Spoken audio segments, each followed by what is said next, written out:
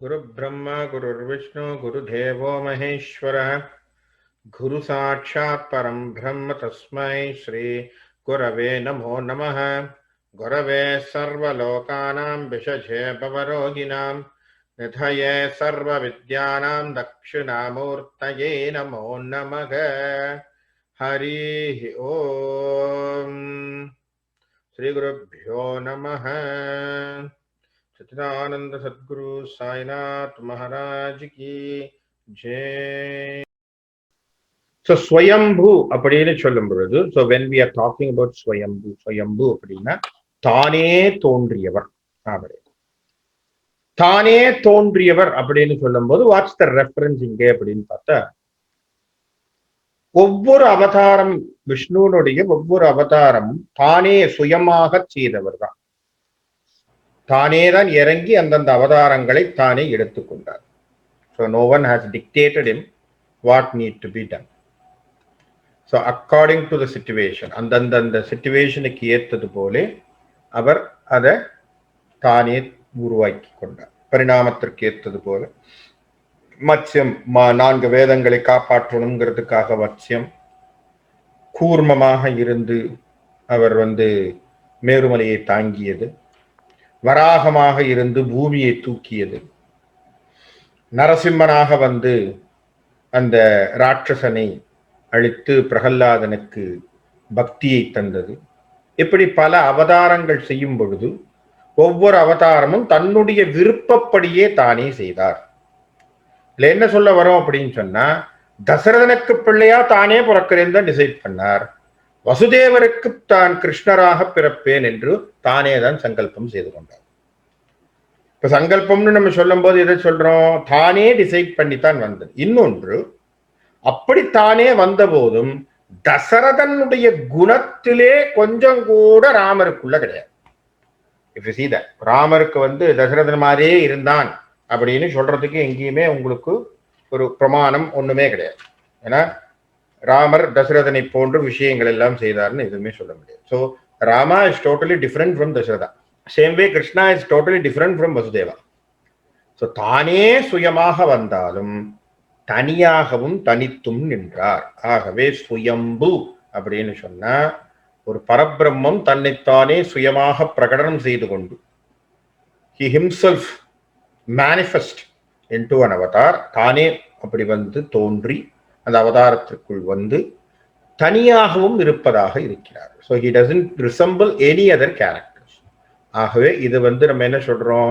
சுயம்பு அப்படின்னு வார்த்தையை சொல்றோம். அடுத்த வார்த்தை சம்பு.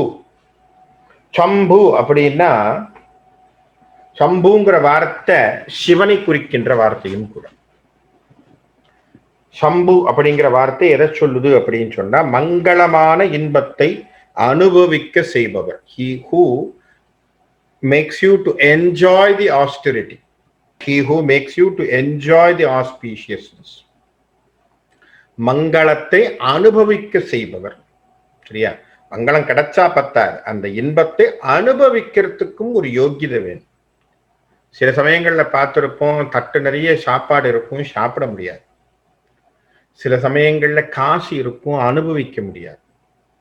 வீட்டுல செல்வங்கள் இருக்கும், சந்தோஷம் இருக்காது.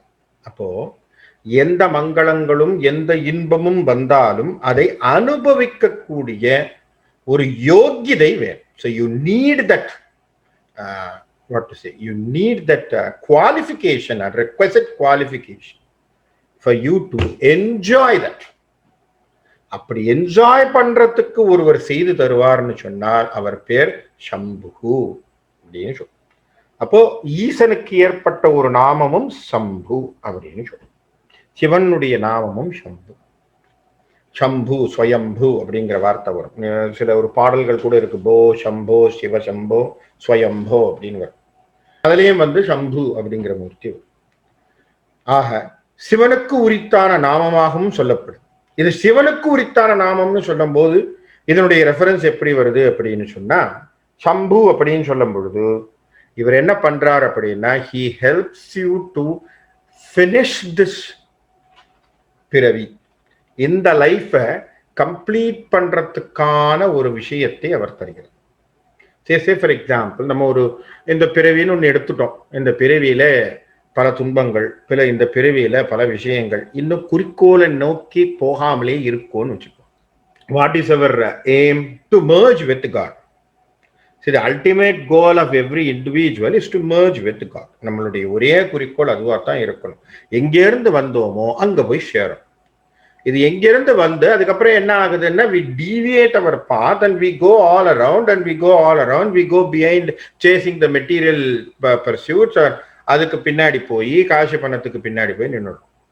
அப்ப என்ன ஆகுது அப்படின்னா, சம்புமூர்த்தி அப்படின்னு சொல்லக்கூடிய சிவன் இந்த குறிக்கோள் இல்லாம சுத்தக்கூடிய உன்னுடைய வாழ்க்கையை முடித்து அடுத்த பிறவியிலாவது உனக்கு அந்த குறிக்கோளை நோக்கி நகரக்கூடிய ஒரு டைரக்ஷனை கொடுக்கக்கூடியவரா இருக்கார். அப்போ சிவன் ஏன் ருத்ரமூர்த்தியா இங்க நம்ம சொல்றோம், ஏன் சிவனை வழிபடுறோம் அப்படின்னா, ஒருவேளை இந்த பிறவியில குறிக்கோள் இல்லாம சுற்றின்னு இருந்தோம்னா, he knows how to close the file and wants to create a new account for you for the next ஜென்மா.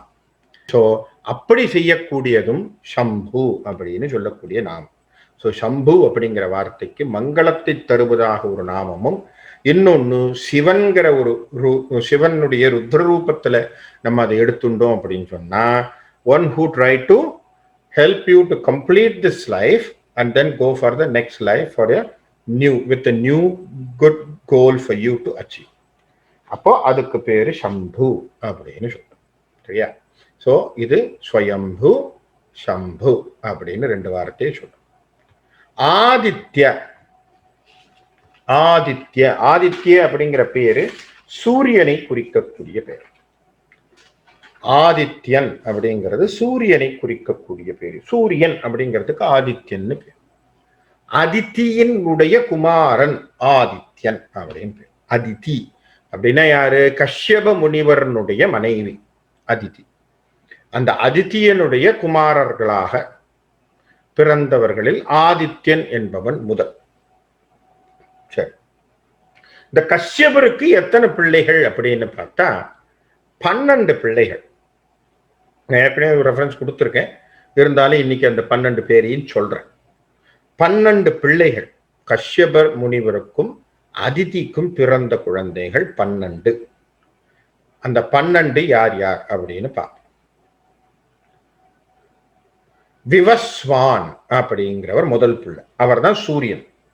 சரியா? விவஸ்வான் அப்படின்னு சொல்றோம்.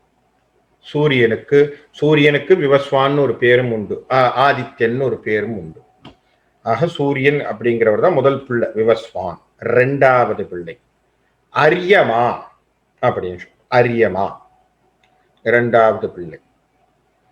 பூஷா 3வது பிள்ளை. பூஷா 4வது பிள்ளை. துவஷ்டா 4வது பிள்ளை. 5வது பிள்ளை சவிதா. 5வது பிள்ளை சவிதா. 6வது பகன். 6வது பகன். 7வது தத்தா. 7வது தத்தா. 8வது விதாதா. விதாதா. அடுத்த பிள்ளை வருணன். வருணன்கிறது மழை கடவுள்னு சொல்லும். அடுத்த பிள்ளை மித்ரன்.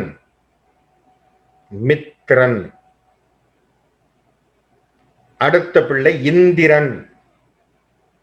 இந்திரன்னே ஒரு பிள்ளை இந்திரன். அப்புறம் கடைசி பிள்ளை வாமனன். இவங்க 12 பேரும் அதிதிக்கு பிள்ளையாக பிறந்தவர்கள். கஷ்யப முனிவருக்கும் அதிதிக்கும் பிறந்த பிள்ளைகள். இவர்கள் தேவகுணத்தோடு பிறந்த குழந்தைகள். நல்ல ஞாபகம். கஷ்யபருக்கும் தித்தி அப்படிங்கிறவங்களுக்கும், கஷ்யபருக்கு 2 மனைவி, அதித்தியோட பிள்ளைகள் பிறந்த அத்தனை பிள்ளைகளுமே தேவகுணத்தோடு நல்ல குணங்களோடு பிறந்த குழந்தைகள், சத்துவகுணத்தோடு. தித்தி அப்படிங்கிற ஒரு மனைவி அவங்களுக்கு இருந்தாங்க. அவள் அரக்க குணத்தோடு இருந்தவள். அவள் அரக்கி, டிமன்ஸ், அந்த லைன்ல இருந்து வந்தவள். அவங்களுக்கும் பிறந்த குழந்தைகள் தான் இந்த ஹிரண்யகசிபு, ஹிரண்யாக்ஷன் எல்லாம் அதுக்குள்ளதான் வருது எல்லாருமே. சரியா? ஆக அது தித்தி. அப்படி அவங்க இருக்கக்கூடிய குழந்தைகளாக சொல்லப்படுது. இப்படி ஆதித்ய அப்படின்னு சொல்லக்கூடிய ஆதித்யன் என்பவன் அதித்தியினுடைய முதல் பிள்ளை. ஏன் இங்க ஆதித்யன்னு சொல்றோம் அப்படின்னா, விஷ்ணு தான் சூரிய மண்டலத்திலே நடுவிலே இருக்கக்கூடியவர் அப்படின்னு சொல்ல போறோம். அதனால்தான் அவருக்கு பேர் என்ன சொல்றோம்? சூரிய நாராயணன் அப்படின்னு சொல்றோம். சூரிய நாராயணன் அப்படின்னு சொல்றதும் அவரைத்தான். ஆகவே தான் அவர் முதலாக சொல்லப்பட்டது. அப்போ ஆதித்ய, சரியா? சுயம்பு, சம்பு, ஆதித்ய. அடுத்தது புஷ்கராட்ச. புஷ்கர அக்ஷக. இப்ப புரிஞ்சிருக்கும். புஷ்கரம், புஷ் அப்படின்னு சொல்லக்கூடிய புஷ்கரம் அப்படின்னு சொல்றது தாமரை. அக்ஷ, நான் ஏற்கனவே சொல்லியிருக்கேன், அக்ஷம் அக்ஷி அப்படிங்கிறதெல்லாம் கண்ணை சொல்லக்கூடியது, ஐஸ். தாமரை போன்ற கண்ணுள்ளவர். புண்டரீகாட்சன், நம்ம ஏற்கனவே பார்த்திருக்கோம், புண்டரீகாட்சன், சரியா? ஆக இங்க புஷ்கராட்சன். புஷ்கராட்சன் அப்படின்னு சொல்லும் போது யார சொல்றோம்? தாமரையை போன்ற கண்ணுடையவர். இது ராமருக்கும் பொருந்தும், கிருஷ்ணருக்கும் பொருந்தும். விஷ்ணுனுடைய மூர்த்தியில எல்லாமே எப்பவுமே அவருக்கு கண்ணை தாமரை கண்களோடத்தான் நம்ம சொல்றோம், சரியா? அப்படி மலர்ந்து இருக்கக்கூடிய கண்களை போன்ற அவருடைய கண்கள் பெரிய கண்களா இருக்கு அப்படின்னு சொல்றோம். இது ஒரு ஒப்புமைன்னு வச்சுக்கலாம், அல்லது உதாரணம்னு வச்சுக்கலாம். நாம என்ன எதிர்பார்க்கிறோம் அப்படின்னா, அப்படி அவர் பறந்து விரிந்து எல்லாவற்றையும் பார்க்கக்கூடியவராக இருக்கிறார் அப்படிங்கிறதுக்காக புஷ்கராட்ச அப்படின்னு நம்ம சொல்லலாம். So that is the concept behind. ஏன் தாமரை போன்று அப்படி பெருசா இருக்கக்கூடியதா இருக்கு, அப்படி மலர்ந்து இருக்கு அப்படின்னு சொன்னா, because he has to look at us, இல்லையா? with smiling. That's one. அடுத்தது மகாஸ்வனக. மகாஸ்வனக, நான் இப்ப சொன்னதெல்லாம் நீங்க நம்பர் போட்டிருப்பீங்கன்னு நினைக்கிறேன். மகாஸ்வனகங்கிறது 41வது நம்பர். நாமாவளியில நாமாக்கள்ல 41வது நாமா, சரியா? 41வது நாமா மகாஸ்வனக. மகாஸ்வனக அப்படின்னு சொன்னா யார பத்தி சொல்லுது அப்படின்னு சொன்னா, அவருடைய குரல், ஹிஸ் ஸ்பீச், அல்லது என்ன சொல்றது, அவருடைய டோன், அது ரொம்ப கம்பீரமான டோன்னு சொல்றோம். பெருமைக்குரிய குரலாம். It is very, very excellent type of a tone he has. அப்படின்னு சொல்றோம். அப்போ why they want to refer about his tone அப்படின்னு சொன்னா, பெருமாளுடைய டோன் அல்லது விஷ்ணுனுடைய tone is very much referring the Vedam. So வேதமே அவருடைய குரல் வடிவமாகத்தான் வந்ததுன்னு சொல்றோம். அப்ப அவருடைய குரல் வடிவமாக வந்தது கம்பீரமாகத்தான் இருக்க முடியும். So it should be very unique and மெக்னிஃபிஷியண்டா இருக்கும், இல்லையா? So the tone should be magnificent. அப்படி ஒரு பெருமைக்குரிய குரலாக இருக்குது அப்படின்னு சொல்றோம். காரணம் என்ன? அவர்தான் வேதத்தினுடைய சுரூபமா இருக்கிறார், வேத நாயகனாகவும் இருக்கிறார், அவரே பிரணவத்தினுடைய சுரூபமாகவும் இருக்கிறார். அவரிலிருந்து வந்ததுதான் ஞானம் என்கின்றதும் நமக்கு. So we get ஞானம், the wisdom also from him. So all these things comes from him. So மகா ஸ்வனஹ, ஸ்வனஹன குரல், மகான பெரிய அல்லது மெக்னிஃபிஷியன்ட் ஆர் ஜெயண்ட் அப்படி சொல்றோம், இல்லையா? அதுக்கு மகான்னு சொல்றோம். ஸ்வனஹ அப்படின்னா குரல். ஸோ மகாஸ்வனஹ, பெருமைக்குரிய குரல் are magnificent tone. He has a excellent or a magnificent tone what he has. Alright? So அப்படி அவர் கொடுக்கிறது பேசிக்கா என்ன டோன் அப்படி நீங்க சொல்றது என்னன்னா, வேதத்தை சொல்றோம். Whatever he has uttered is Vedam. So Vedam is a complete knowledge. Vedam is an excellent total knowledge for us. அந்த total knowledge நமக்கு கொடுத்தது அவர் தான் அப்படிங்கிறதுக்காக நம்ம பேசுவோம். அடுத்தது 42வது வார்த்தை அல்லது 42வது நாமம் அநாதி நிதனக. அநாதி நிதனக, சரியா? அநாதி அப்படின்னா என்ன அர்த்தம்? ஆதியும் அந்தமும் அற்ற. அநாதி அப்படின்னு சொன்னா ஆதியும் அந்தமும் அற்றவராக. பகவானுக்கு ஆதியும் கிடையாது, அந்தமும் கிடையாது. சோ எங்கேயுமே நம்ம என்ன சொல்ல முடியாது, அவர் இதுல இருந்து தான் வந்தார்னு சொல்ல முடியாது. உலகமெல்லாம் தோன்றுவதற்கு முன்பாக இருந்தவர் அவர், சனாதன அப்படின்னு சொல்லிடுறோம் முதல்லயே, இல்லையா? So he is the person who created the entire world. அப்ப அவரை யார் கிரியேட் பண்றது அப்படிங்கிறதுக்கு கேள்வியே கிடையாது. ஏன்னா he who created, because there is nothing to be created, because he is already existing there. So God exists there before any creation come into existence. So எதுல கொண்டு போய் எல்லாமே முடிய போது, universe emerges, universe is created, and also it comes and vanishes, or it comes and merges into the same Parambara, same Brahma. So that is what we say as Anadihi. So Anadi means there is no birth, no end. So there is no origin, no end. அப்படின்னு சொல்றோம். அநாதி நிதனக, நிதனம், நிதனம் அப்படின்னு சொன்னா, if we are practicing some of the sadhanas, சரியா, some sadhanas we are doing. என்ன சாதனைகள் பண்றோம்? ஏதோ ஒன்று மெடிடேஷன் பண்றோம். We are doing something where we want to reach God. Alright? அப்போ அந்த சாதனைகள் நமக்கு சரியா வராது இருப்பதற்கு there will be lot of obstacles which we always get. சரியா?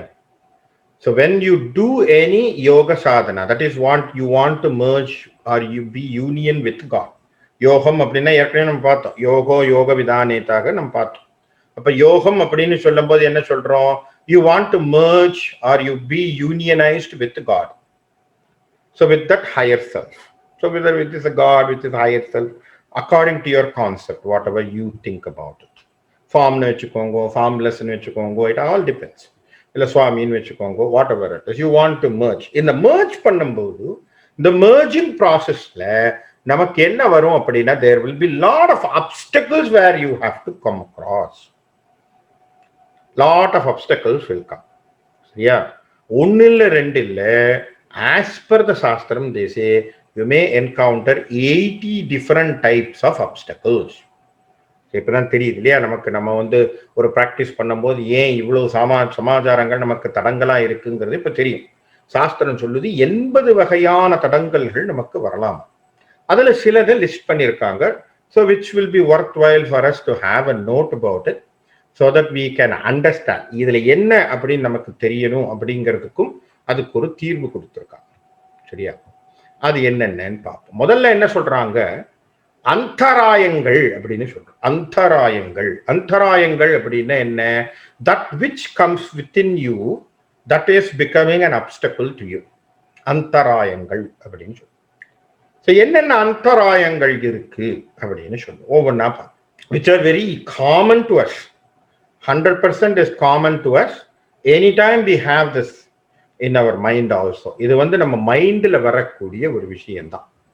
Number 1, very first one is called ஆலாஸ்யம் அப்படின்னு சொல்றோம். ஆலாஸ்யம்.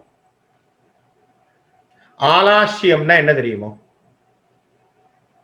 உடம்பு பிசிக்கலா மென்டலா ஒரு மோட்டிவேஷனும் இல்லாம இருப்பதற்கு ஆலாஸ்யம்.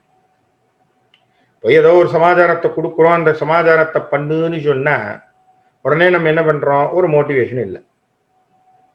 சரி பார்த்துப்போம், நாளைக்கு பார்த்துப்போம், இல்லை அப்புறமா பார்ப்போம் அப்படின்னு சொல்றோம் இல்லையா? அதுவும் especially when it comes to spiritual things. When it comes to spiritual things, we are not interested to get into it. இதே வேற ஏதோ மெட்டீரியலிஸ்டிக் சமாச்சாரமா இருந்தா ஓடுறோம். It is for a job, it is வேற வழி இல்லை. It is because of a survival we run.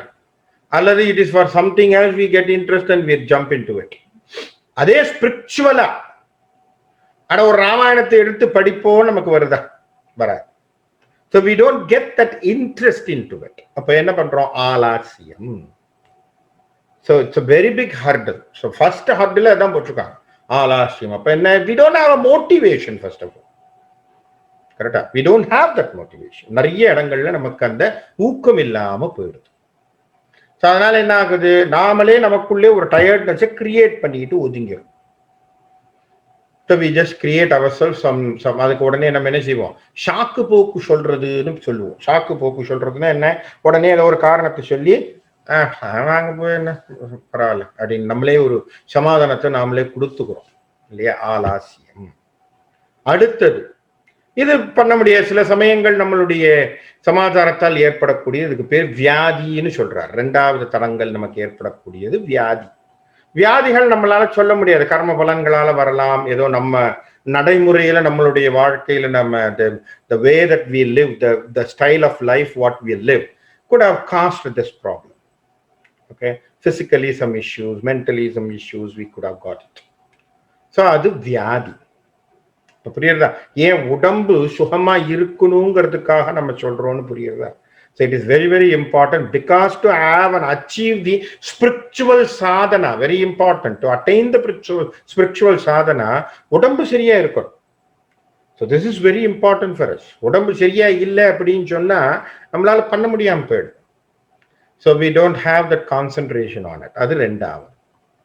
மூணாவது பிரமாதம் அப்படின்னு சொல்றார். பிரமாதம், அது பிரமாதம்னா என்ன சொல்றார் அப்படின்னா, that which controls the sense organ, the equipments and the things which controls the sense organ, we are very careless about it. அப்படின்னா என்ன அர்த்தம்?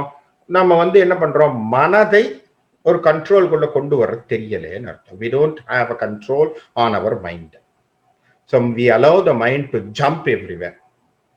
We allow the mind to jump everywhere. இங்க அங்க அங்க இங்க அப்படி போறதுக்கு விட்டுறோம். இப்ப என்ன பண்றோம், நம்ம போய் we are sitting in a prayer room, but we are thinking about something else. இல்லையா? So we are thinking about many things. We are thinking about next hour what we are going to do for a job. So நம்மளுடைய மனம் அங்க உள்ளுக்குள்ள போறது. அடுத்தது சம்சயம். சம்சயம்னா சந்தேகம்னு வேணும். இதை நான் பண்றதால ஏதாவது எனக்கு பிரயோஜனம் இருக்கான்னு நினைச்சு படிச்சோமோ நினைச்சு பண்ணோமோ அது நடக்காது. Understand this. So very important. நமக்கு நம்பிக்கை இல்லாம எந்த பொருளையும் செய்யக்கூடாது. அப்படி நம்பிக்கை இல்லாம செய்தோம்னா அது நடக்காது. ஸோ நிச்சயமின்மை அப்படின்னு சொல்றோம். If you have a doubt in what you are doing, you are not going to achieve anything. So that is called சம்சயம். Very very very important obstacle what we always get into it. நீங்க நிறைய தடவை பார்த்துருக்கலாம். நம்ம கும்பிடும்போது சுவாமியை நம்ம கும்பிடுறோமே சரியா? கேள்வி மனசுக்குள்ள, சுவாமியை கும்பிடுறோமே சரியா? இது இப்படி ஒரு கேள்வி வரும்.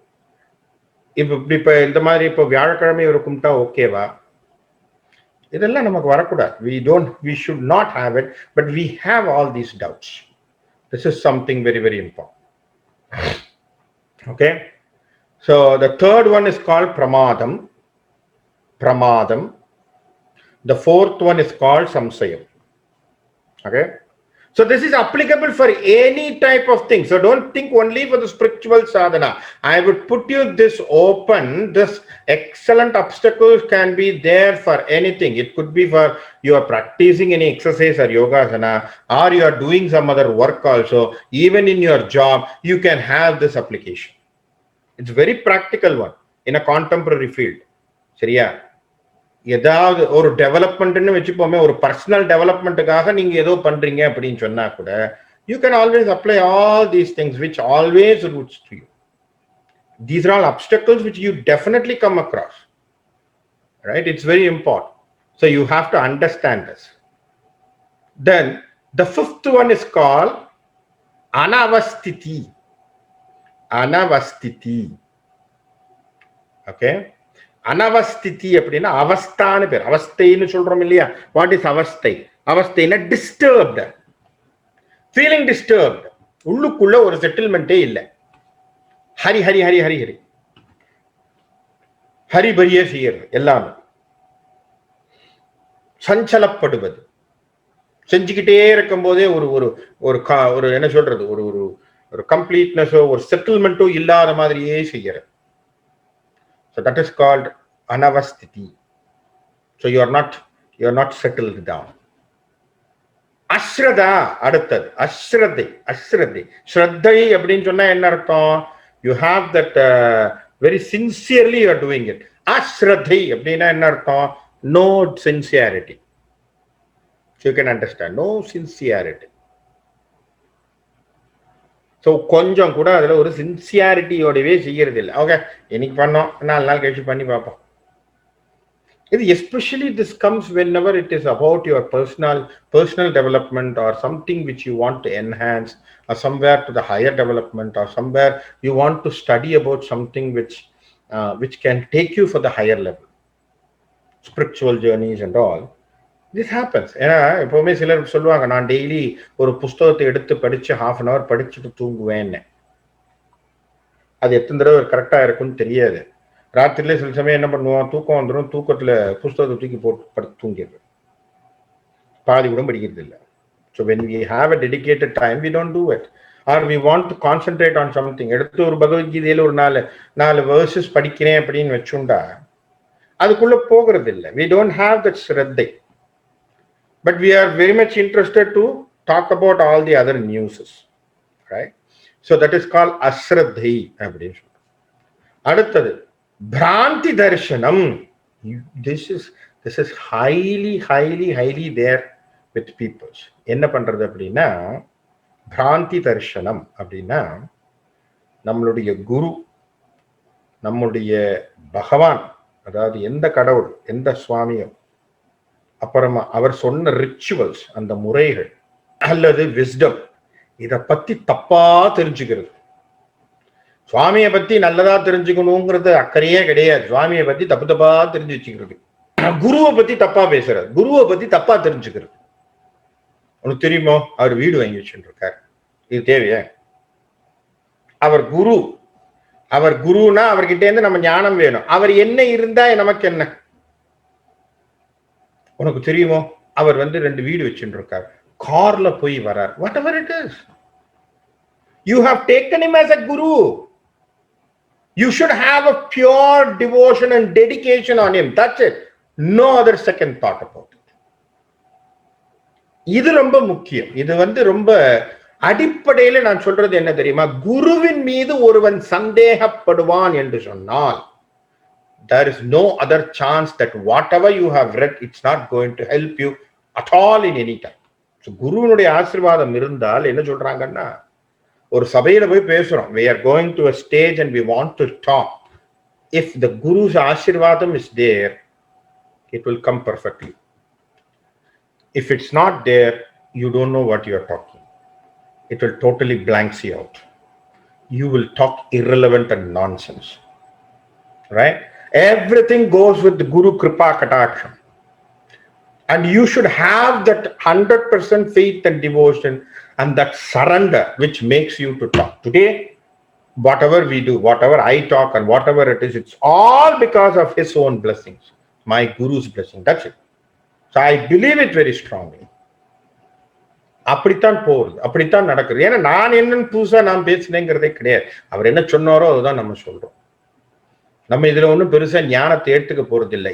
ஏன் இந்த டெடிகேஷன் வேணும் அப்படின்னா, if you don't have this dedication on the Guru, you are not going to get into wisdom. It's a very big hurdle for you. This is a big hurdle. So you think about this. You don't think only in the spiritual path. You also think about a job. Say for example, you are doing a CPA exam. You doubt on the CPA's wisdom. You doubt on the CPA's knowledge. Will that work for you? Contemporary யோசிச்சு பாருங்க. Will that work for you? This obstacle will always be there for you. எனக்கே அது நம்பிக்கை இல்லை, ஆனா நான் ஏதோ படிக்கிறேன்னா என்ன அர்த்தம்? அப்ப நம்ம படிக்கிற சப்ஜெக்ட் நமக்குள்ளேயே ஒட்டாது. அப்பதான் நம்ம சொல்றோம், புஸ்தகத்தையும் சந்தேகப்பட்டு படிக்கிறதும் உண்டு. நிறைய பேர் இருக்கா, இல்ல இவன் என்ன விஷயம் சொல்லியிருக்கான், நான் இவனை கிரிட்டிசைஸ் பண்றேன்னு பாக்குறது. புரியுறதா? So these are all the things where we always jerk. These are all the obstacles what stops you for gaining any knowledge. Okay, that's called பிராந்தி தர்சனம். அடுத்தது துக்கம். துக்கம் இயற்கையோ செயற்கையோ ஏதோ ஒண்ணு நமக்குள்ள விழறது துக்கம். இப்படி பல அப்டக்கிள்ஸ் நம்மளை தாக்குது. இந்த அப்டக்கிள்ஸ்ல இருந்து நம்ம வெளியில வரணும் அப்படின்னா நம்ம கிட்ட என்ன இருக்கணும்? What is very important, how we can come out of all these things அப்படின்னா, அதுக்கு பேர் என்ன சொல்றாங்கன்னா டிட்டர்மினேஷன் இங்கிலீஷ்ல சொல்றோம். It is not an equivalent meaning for that, but in Sanskrit and Tamil we say this word is called vairagyam. It's called vairagyam. In the vairagyam irundutuna we can come across all these things. சரியா? அப்போ நிதனஹ அப்படின்னு சொன்னா எத்தனையோ இடையூறுகள், இத்தனை இடையூறுகள் இருந்து வெளியில வர்றதுக்கு நமக்கு தெரியும். இது தவிர என்னன்னா, சில சமயங்கள்ல யோக சாதனைகள்ல போகும் பொழுது, ஓகே, யோக சாதனைகள்ல போகும்போது என்ன ஆகும் அப்படின்னு சொன்னா, you may gain something as a power மாதிரி வரும். Sometimes people get that. But what they do is, once they gain that power, they think they have done it, and then they will stop there. All right? They will stop there. So they think that I have attained something and I can do something. அது எனக்கு எல்லாமே புரிஞ்சு போச்சு அப்படின்னு நினைப்போம். அதனால இந்த அஷ்டமா சித்திகள் எல்லாம் சொல்றோம் இல்லையா, உடம்ப சின்னதாக்குறது, உடம்ப பெருசாக்குறது, உடம்ப ஃபெதர் மாதிரி பண்றது, உடம்ப பெருசா வெயிட் ஆக்குறது, அதெல்லாம் சொல்றோம்ல. அனிமா கரிமா லஹிமா மஹிமா அப்படின்னு சொல்லுவோம். வசித்துவம், உலகத்தில் இருக்கக்கூடிய அத்தனை பேரும் அட்ராக்ட் பண்ணக்கூடியது, ஈஷத்துவம், எல்லாரையும் லீடரா பார்க்கறது, இதெல்லாம் இருக்கு. So all these things are considered to be சித்துகள். சரியா? சித்து விளையாட்டுகள்னு சொல்றோம். இது காரணம் என்னன்னா, பஞ்சபூதங்களை தன் வசத்தில் கொண்டு வந்து, one who have mastered or one who have conquered all this panchabhuta. How do you conquer the panchabhuta? Very simple. When you can conquer your own senses. Simple. Because senses are nothing but the panchabhutas. To understand this. This is the connection. You can see in Bhagavad Gita how he connects. In Bhagavad Gita in 2nd chapter, he connects how the sense organs, Shabda, Sparsha, Rupa, Rasa, Gandha, is related to your panchabhuta, and that panchabhuta is nothing but உங்களுடைய sense organs. உங்களுடைய கண், காது, மூக்கு, செவி, வாய் அப்படின்னு சொல்லக்கூடியதுதான். Nothing but these are all sense organs are more or less connected with your panchabhutas. So if you can conquer, or if you can have a control, or you know how to manage your sense organs, you master on the panchabhutas. One who masters the panchabhuta, he may get some of the siddhis. So one who gets the siddhis, they think that is the ultimate. So I am equal to Bhagavan enturuvan. Right? அதுல என்ன பண்ணுவான், திடீர்னு அவனுக்கு காதுல ஒரு மந்திரம் மாதிரி என்ன ஒன்று விழும், தெரியாத ஒன்று விழுற மாதிரி விழும். உடனே நம்ம என்ன நினைப்போம், எனக்கு பாத்தியா கடவுளுடைய தனி கருணை இருக்கு, பூசா எனக்கு மந்திரங்கள்லாம் விழுறது. So I have that excellent சித்தம் அப்படின்னு சொல்றது. So if you stop somewhere there, you are not going to get into union into the God. See, because you have to pierce the siddha and also you have to go into it. If you stop in the siddha level, you may be considered as a siddhi, the one who got the siddhi. Right? One who got the siddhi. That's it. But you have to pierce this and then you have to go beyond it. என்ன பண்ணணும், இதையும் கடந்து போகணும். இது ஒரு வழி. அவ்வளவுதான். இது நமக்கு ஒன்று வருது. இது வர்றதுனால நமக்கு ஏன் அது அப்டக்கல்னு சொல்றான், இதை வந்த உடனே இதை பார்த்து சரிஷாய் நிக்கிறவன் உண்டு.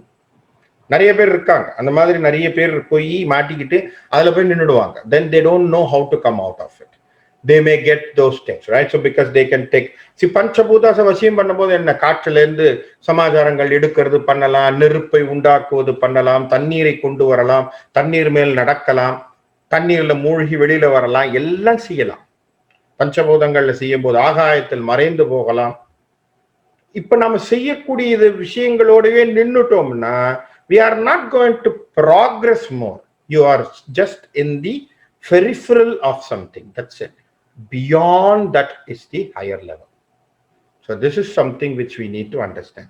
நம்ம சித்து வேலைகள் செய்யதிலே நம்ம இருந்துட்டோம்னா, there is something beyond it which is there, that is called Bhagavan level.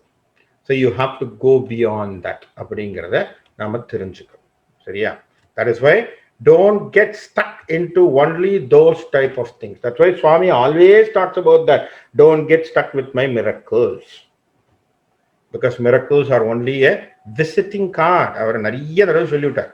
நாமளும் விடுறது இல்லை. நாமளும் சுவாமியை பார்க்கும் போதெல்லாம் நமக்கு என்ன கொடுக்க போறாருன்னு தான் நினைச்சுட்டு இருப்போமே தவிர, நமக்கு அவர் நம்ம என்ன செய்யலாம், he can give us and bless us the liberation, he can give us the ஞானம் for us to understand the things அப்படிங்கிறத பற்றி நம்ம இன்னைக்குமே கேட்கறது இல்லை.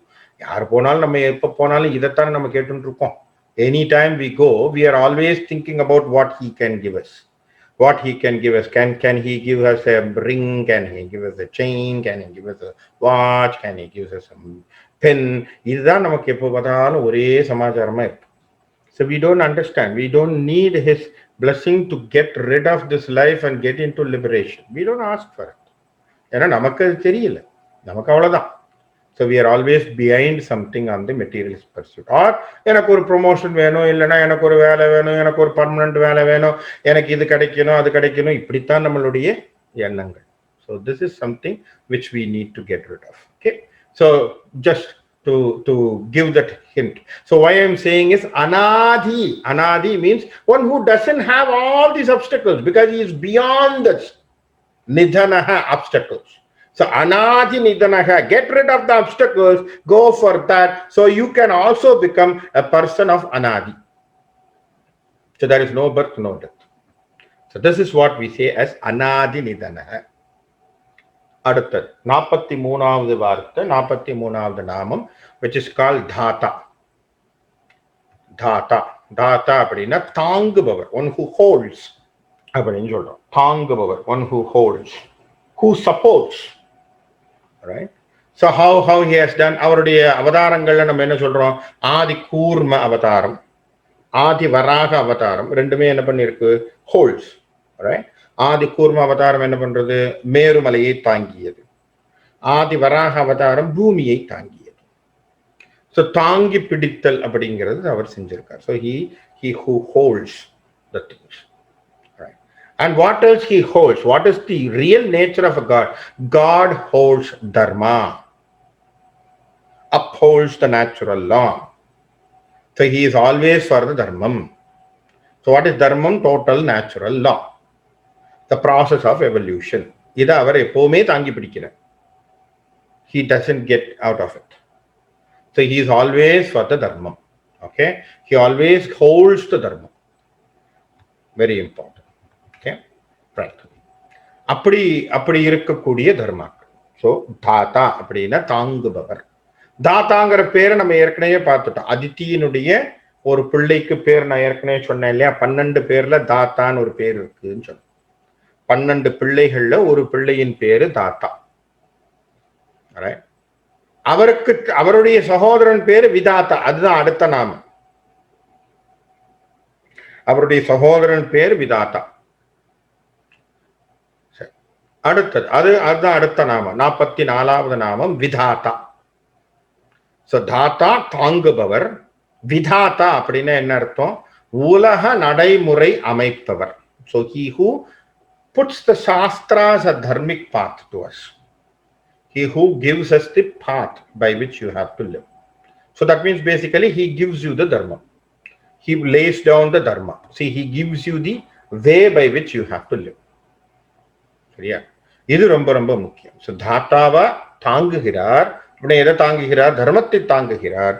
விதாத்தாவாக தர்மத்தை போட்டு தருகிறார். தர்மம்ங்கிற பாதையை போட்டு தருகிறார். உலக நடைமுறையை அமைத்து தருகிறார். அதனால்தான் நம்ம என்ன சொல்றோம்? ராமாயணம்.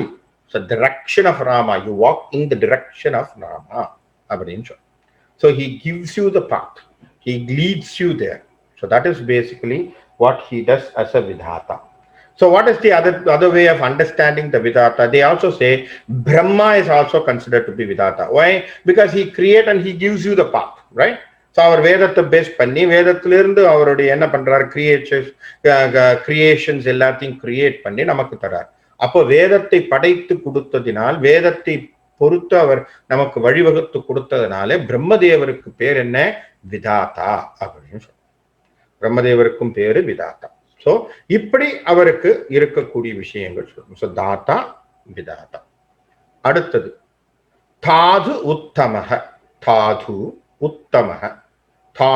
தாதுனா என்னன்னா ரா மெட்டீரியல்ஸ் பேர். சரியா? தாது உத்தமஹ, ரா மெட்டீரியல்ஸ் பேர்.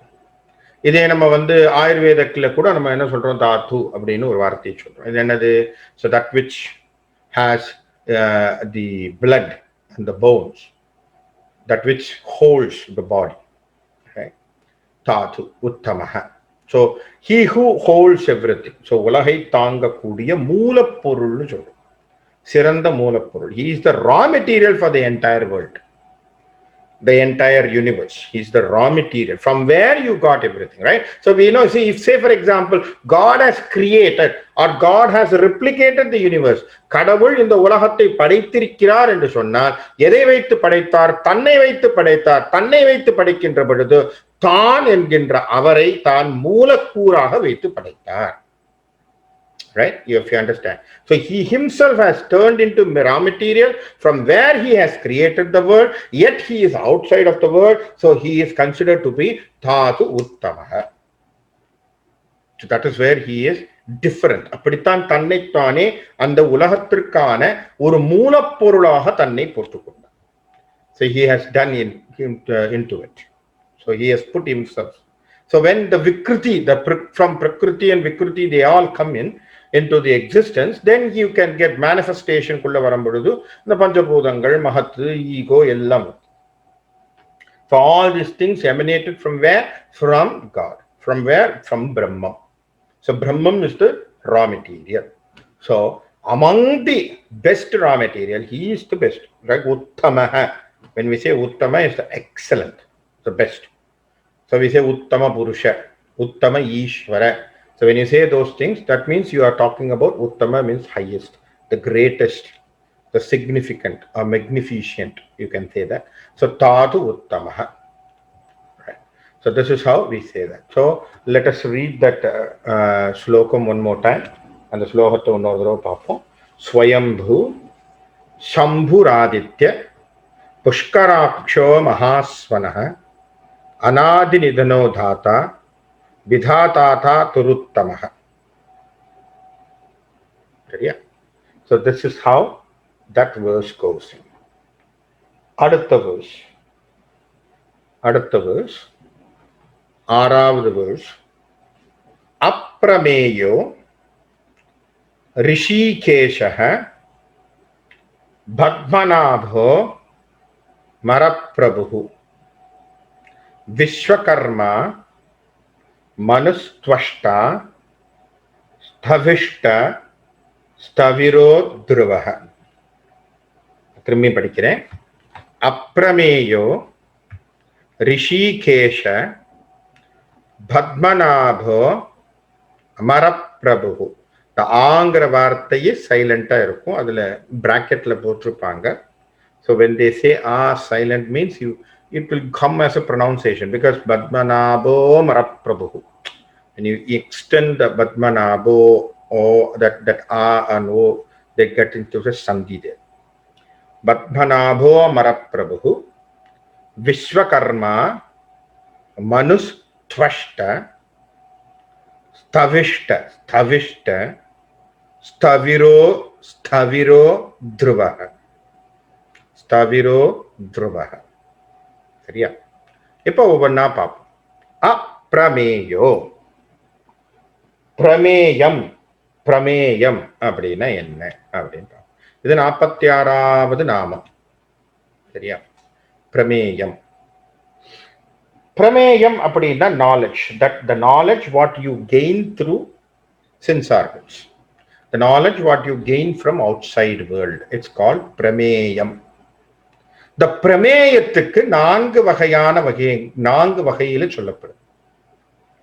சரியா? 4 வகையில அதை தெரிஞ்சுக்கணும்னு சொல்றேன். எப்படி அப்படின்னா, can write down, which is called பிரத்யக்ஷம். அனுமானம், உபமானம், அடுத்தது சப்தம். I repeat, பிரத்யக்ஷம், அனுமானம், உபமானம், சப்தம். சரியா? பிரத்யக்ஷம்னா என்ன அர்த்தம்?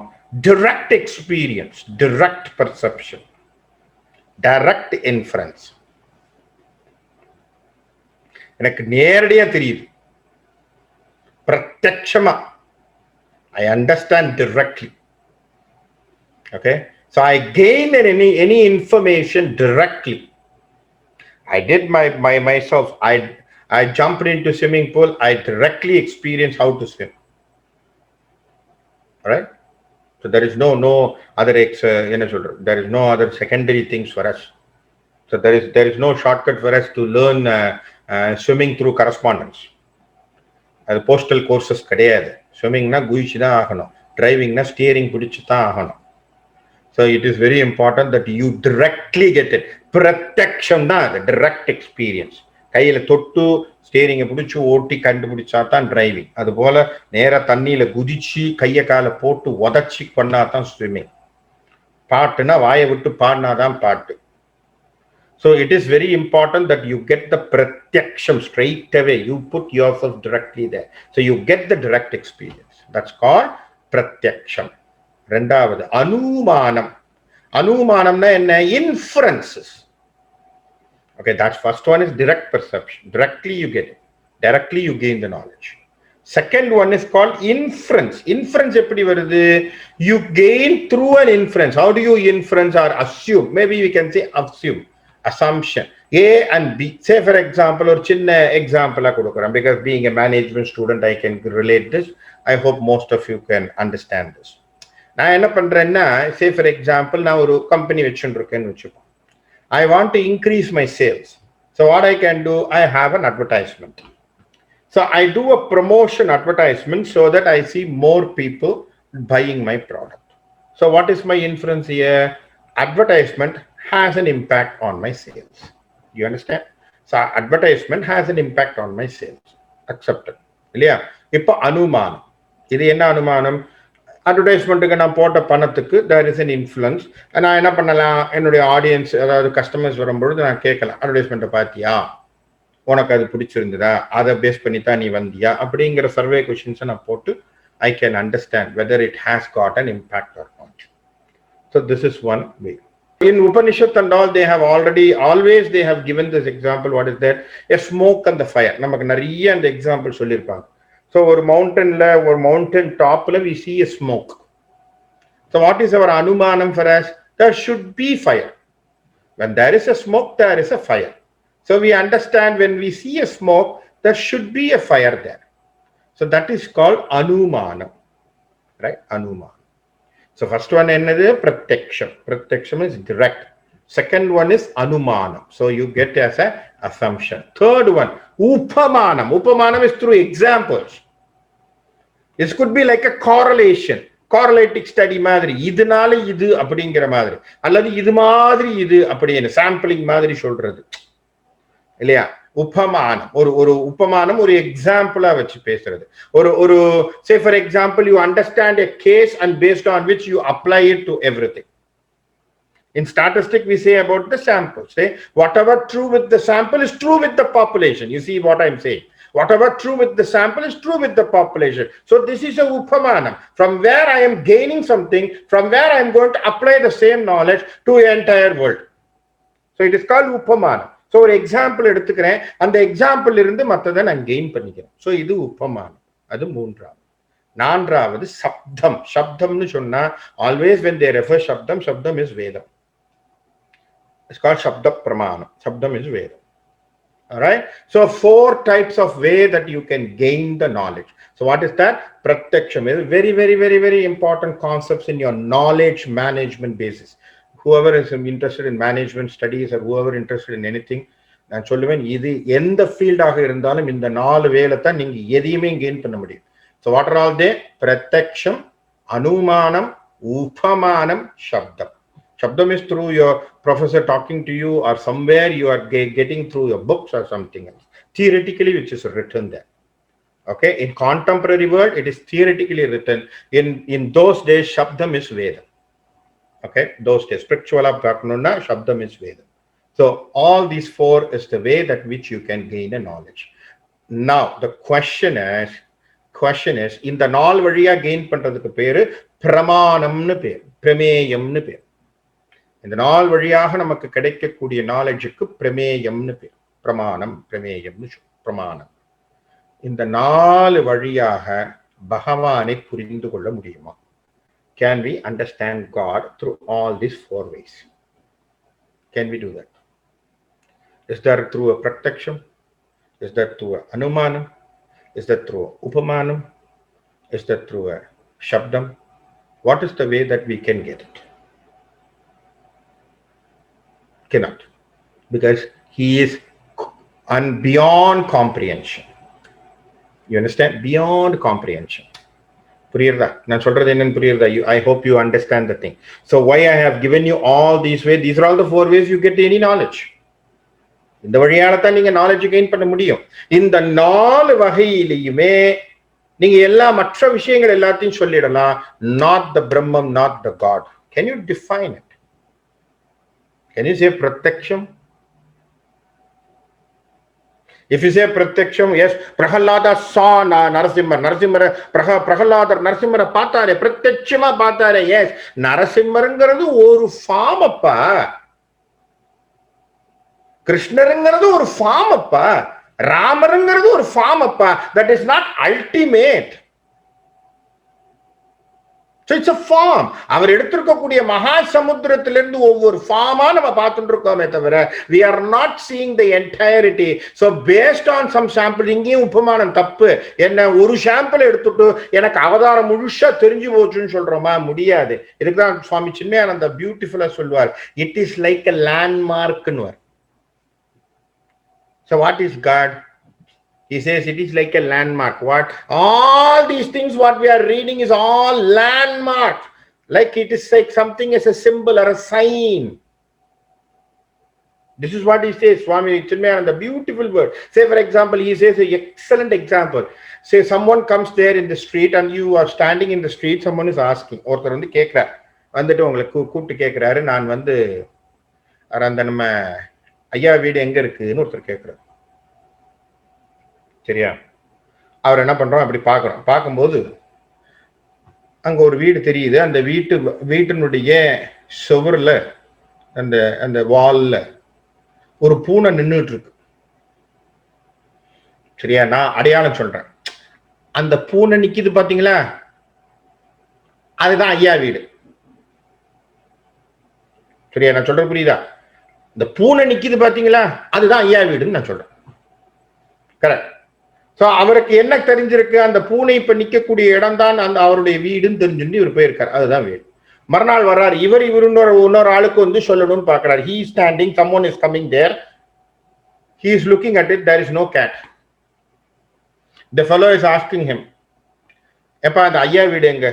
இரு, பூனை வந்த பிறகு சொல்றேன்னு சொல்ல முடியுமா? பூனைங்கிறது ஒரு சிம்பல், பூனைங்கிறது ஒரு மார்க். அது போலத்தான் இது எல்லாம் நம்ம படிக்கிறோமே, நாராயணா, நரசிம்மா, எல்லாம் ஒரு mark. It is all a symbol, it is all a sign. These are all just a landmark for us. The entire Parabrahman cannot be defined because something which you cannot define beyond comprehension is called aprameya, who cannot be defined in any terms. That's why he is called aprameya. Right? Oh, but we are talking about Krishna, we are talking about Rama. Yes, எல்லாம் படிக்கிறோம், இல்லைன்னு நான் சொல்லல. ராமாயணத்தை படிக்கிறோம், மகாபாரதத்தை படிக்கிறோம். என்ன படிக்கிறோம்? தன்மையை படிக்கிறோம், அவங்க குவாலிட்டிஸை படிக்கிறோம். ஏன் அந்த குவாலிட்டிஸை படிக்கிறோம், தன்மையை படிக்கிறோம்? You imbibe that attitude. Understand only one thing, what can make you refined and refined and refined is only the spiritual literatures can make you refined. சரியா? இலக்கியங்கள் தான் உங்களை மாற்றும், உங்க மனசுக்குள்ள அடிக்கும். ராமரை பத்தி படிக்கும் பொழுது ராமரை பத்தி விரிந்து விரிந்து படிச்சு படிச்சு படிச்சு படிச்சு ஒவ்வொரு கேரக்டரையே பார்க்கும் பொழுது நாம அப்படி இல்லையே, நாம இப்படி இல்லையே, நாம அப்படி இல்லையேன்னு நமக்குள்ள ஒரு தாபம் வரும். ஐயோ நான் ஏன் பரதனா இல்லை, ஐயோ நான் ஏன் லக்ஷ்மணனா இல்லை தோணும். தோணணும். அதுதான் ஸ்பிரிச்சுவலினுடைய understanding. When you read Ramayana, you throng for some of the characters. You want to be like that. ஐயோ ஹனுமானா நான் ஏன் இல்லை, நான் ஏதாவது பண்ணிருக்க கூடாதா, ஏன் அங்கதனா நான் இல்லை, இருந்திருக்கலாம். அரியணை அனுமன் தாங்க அங்கதன் புடைவாழ் எந்தன் கம்பன், அங்க ஒரு வாழாச்சு முடிச்சு நின்று இருப்பனே. ராமா உன்னுடைய ராஜ்யத்துல நான் ஒருத்தனா இல்லாம போயிட்டேனே. ஏன் ராம ராஜ்யத்தில் இருந்து அத்தனை பேருக்கும் ராமர் மோட்சத்தை கொடுத்தார். தன்னோடு சேர்ந்து எல்லாத்தையும். அதனாலதான் he is an uncomparable leader in this world. He has given liberation for the entire Ayodhyapuri peoples. Entire Ayodhyapuri.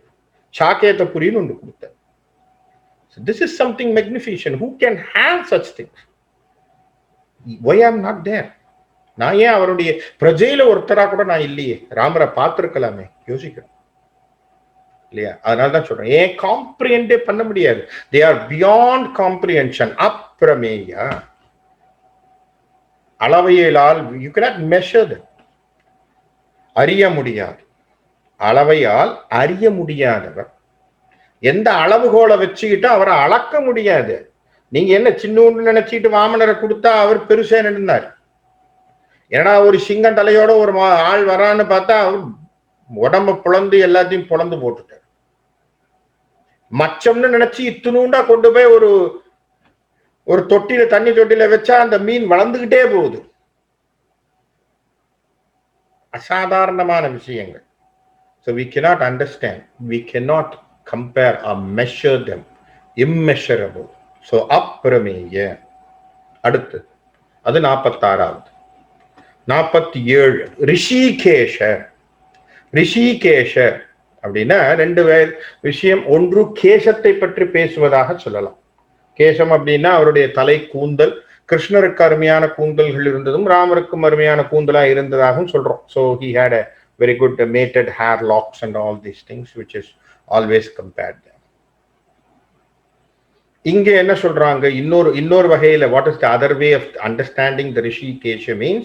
Rishikesha means the person who has controlled, who has kept everything under the control, the sense organs under his control. Okay, புலனமைப்பை ஆள்பவர். So the entire sense organ will listen to him. So he only says what need to be done, what not to be done, because he knows how to control. மனசை எப்படி control பண்ணணும், இந்திரியங்களை எப்படி control பண்ணணும் எல்லாம் தெரியும். என்னென்ன மாதிரி இருந்தா கரெக்டா இருக்குங்கிறதும் அவருக்கு தெரியும். So that is basically what we talk about Rishikesha. Very important one. ஏன் சென்ஸ் ஆர்கனை கண்ட்ரோல் பண்ண தெரிஞ்சவனால தான் ஸ்தித பிரஜனா இருக்க முடியும்னு பகவத்கீதையில சொல்றேன். The one who knows how to control or how to handle his own sense organs can understand or can live a life of a sthita prajna. What is sthita prajna? Absolute, resolute intellect ன்னு சொல்றோம். இங்கிலீஷ்ல சொல்றது அந்த resolute intellect. One who is very intact. He doesn't get anything shaked. இந்த ஷேக்கினஸே கிடையாது அவனுடைய மனசுக்குள்ளே. எந்த விதமான ஆட்டமும் ஆர்ப்பாட்டமும் இல்லாதவன். அப்ப ரிஷிகேஷ அப்படின்னு சொன்னா one who has controlled his senses. அது 47வது. 48வது பத்மநாபா. இந்த வார்த்தை ரொம்ப ஃபேமஸான நாமங்கள். பத்மநாபா, அரவிந்தா, பத்மநாபா அப்படிங்கிறது, தாமோதரா, பத்மநாபா அப்படிங்கிறது சொல்றோம். பத்மநாப, நாபன தொப்புள், the belly. Padma, Thamarai. So you understand who we are talking about. தாமரையை தொப்புளில் கொண்டவர். So his belly is like a lotus. Right? So he has from the lotus only the Brahma comes there. So from his belly the lotus is there, and then அந்த lotus அந்த தாமரையில தான் அவர் பிரம்மதேவரை தாங்கி இருக்கார். So அது நமக்கு தெரியும். அது பத்மநாபக அப்படின்னு சொல்றோம். அதனால என்ன சொல்ல வரார் அப்படின்னு சொன்னா, அவருக்கு இந்த தொப்புள் குடி உறவுலாம் கிடையாது. He doesn't have such getting into somewhere and then he has some karmas and all. He doesn't have such thing. Okay, but whatever he has created from there, from Brahma who creates everyone will have this coming into the contact with the mother's womb and umbilical cord and everything. சரியா? இன்னொன்னு என்ன சொல்றாங்கன்னா, சயின்ஸ்ல மதர்னுடைய womb is shape of a lotus, inverted lotus ன்னு சொல்றோம். சயின்ஸ்ல சொல்லும்போது mother's womb resembles like a lotus. அப்போ அந்த கொடிங்கிறது, that the umbilical cord which goes between the child and the mother's womb is considered to be the Brahma knot. So that's why whoever the Brahma creates will have this connection. as if he is connected with the lotus, same way they will be connected. அப்படிங்கிறது ஐதி. Alright. So this is how they always resemble. So Padmanabha. அடுத்தது Amaraprabhu. Amarahana we know they are called devas. Prabhu means leader. One who is the leader for all the devas. Okay. So in this instance, I want to just narrate a good story. What Swami has narrated eventually na kellipatten. This was shared by I think Brother Karthik. You should have heard his lot of speeches. அவர் நிறைய பேசுவார். அவர் ஒரு ஜென்ரலா ஒரு சாதாரண ஒரு இதுல கான்வர்சேஷன்ல he was giving that what Swami has told about this அப்படிங்கிறது இந்த stances சொல்றதுக்கு. He has referred this story. என்ன ஸ்டோரி அப்படின்னு சொன்னா, ஒரு காட்டுல இப்போ ஒரு விறகு வெட்டி உட்கட்டர் அவன் ஒரு மகரிஷி அல்லது ஒரு சுவாமியாரனுடைய ஆசிரமத்திற்கு எதிரில் இருக்கக்கூடிய வுட்ஸ் எல்லாம் எடுத்து வச்சு கட் பண்ணி he always does this work. அப்போ என்ன பண்ணுவான்னா, அந்த ஆசிரமத்துக்குள்ள they will always do Veda chanting. So he is very keen. So he is listening to it. அப்படி காது கொடுத்து அப்படி கேட்கறது. சரி, என்ன நடக்குது அப்படின்னு சொல்லிட்டு அப்படி கேட்கும்போது அவங்க விஷ்ணு சஹஸ்ரநாமம் ஏதோ ஒரு சாண்டிங் போயின்னு இருக்குன்னு வச்சு. So he picked up this word especially. இந்த வார்த்தையெல்லாம் அவர் காதில் விழுந்திருக்கு. அப்படி விழும்பொழுது அமரப்பிரபு அப்படிங்கிறத அவன் காதுல மரப்பிரபுன்னு விழுந்திருக்கு. ஏன்னா இது உட்கட்டுறது, அவன் விறகு வெட்டி, அவன் காதுல இப்போ மரம் தான் விழும். அவன் என்ன பண்ணிட்டான், மரப்பிரபு அப்படிங்கிற வார்த்தை விழுந்து. ஸோ எதுவுமே அவனுக்கு வேற வார்த்தைகள் விழல. இவன் என்ன பண்ணியிருக்கான், ஆஹா நம்ம ஒரு மந்திரம் தெரிஞ்சுனோட்டோம் அப்படின்னு சொல்லி வுட்டை எடுத்து மரப்பிரபு அப்படின்னு சொல்லி வெட்டுறான். ஸோ மகரிஷி என்ன பண்றாரு, அந்த ரிஷி அந்த ஆசிரமத்தை விட்டு வெளியில இவன் என்னமோ வெட்டிட்டு இருக்கும்போது ஏதோ சொல்றானேன்னு கேட்டா மரப்பிரபு அப்படின்னு சொன்னான்னு இவருக்கு தூக்கி வாரி போட்டது. He was very much surprised. சொன்னார், ஐயோ நாராயணா இப்படி ஒரு சொல்ல நான் கேட்க மாதிரி இருக்கேன்னு சொல்லிட்டு போயிட்டார் முதல்ல. The next day also when he comes, he keep on chanting this word Maraprabhu. He was really, the Rishi was very much upset. But he didn't tell anything on the second day also. ஒரு காதை புத்தின்ட்டு நாராயணா ஐயோ இது என்ன இப்படி கேட்க வேண்டியதா இருக்கே அப்படின்னு சொல்லிட்டு உள்ள போயிட்டார். இந்த incidents what Swami narrated will also go with all those you who think that we are spelling it wrongly, the வேதத்தை நம்ம தப்பா படிக்கிறோமே அல்லது ஸ்லோகங்கள் சொல்றோமோ தப்பா படிக்கிறோமேங்கிறதுக்காகவும் சேர்ந்த ஒரு ஸ்டோரி தான். This is what Swami has given. Okay, so I'm just giving you that instance.